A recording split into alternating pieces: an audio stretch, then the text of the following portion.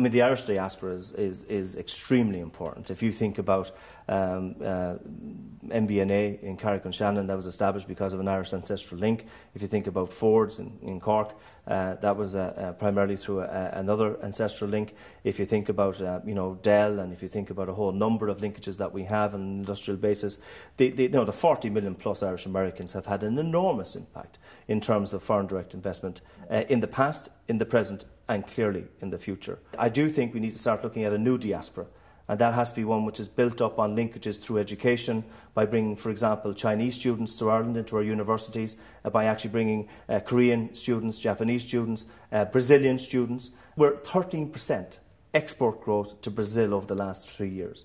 That's phenomenal.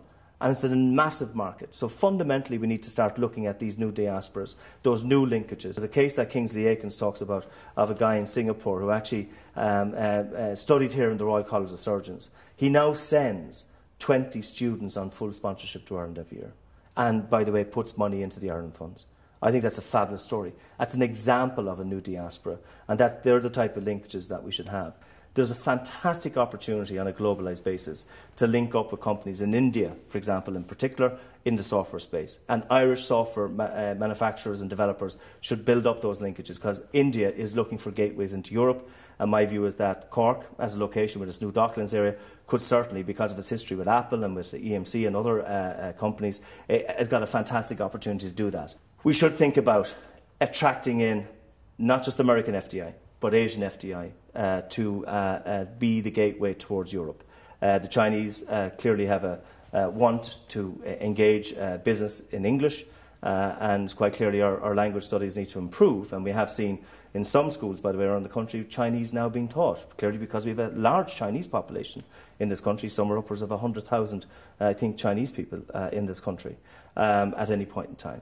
So the student linkages, all of that is all around creating a new departure for Ireland, not just linked to a blood linkage in terms of diaspora in the United States, but more importantly actually talking about a new form of connection into those countries through software, through telecoms, through clean tech, through gateways to Europe. There are fantastic opportunities that we need to latch onto.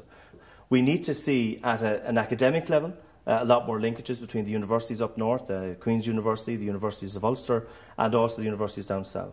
We are starting to see that. Thematic networks are being created for particular forms of, say, energy research, environmental research. But certainly I think in terms of cross-border, there needs to be a spatial strategy fundamentally around the border area, which will actually house industry, and areas like Dundalk and Nori quite clearly are of benefit. Between Letterkenny and Derry, there has to be some form of spatial strategy on an inter-reg basis that fundamentally is going to support the housing and of new FDI, and consequently then SMEs will then sprout up effectively to support those industries in the future in those areas. I think the media underestimate, I think, the impact that they actually have. I think things are turning. Clearly, employment numbers always lag economic growth. But certainly, I think looking into the future, our demography is right, our intellectual capability is right, our competitiveness is improving. We clearly have fiscal issues, we've got banking issues, they have to be sorted out. But journalists certainly need to start looking at some of the green shoots that are out there. There are jobs being created in the country, FDI is coming in, not alone here in Dublin, but right across the country. Why? Because they recognise Ireland now as actually having those key dimensions.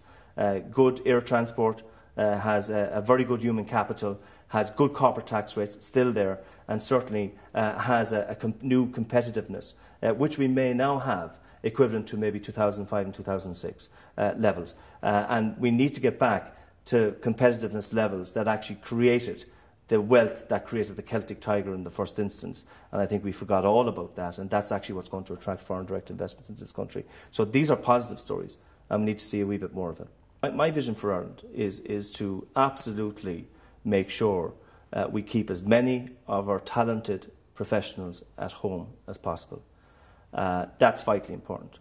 Every single time somebody gets on a flight to another nation, they're supporting their economy and not ours. And we've invested heavily through our education system in those people. The only way we're going to make sure that people stay here is by actually the Irish government making sure that there's fourth level education, that there's real research, that the smart economy isn't just a catchphrase. The smart economy is actually a reality.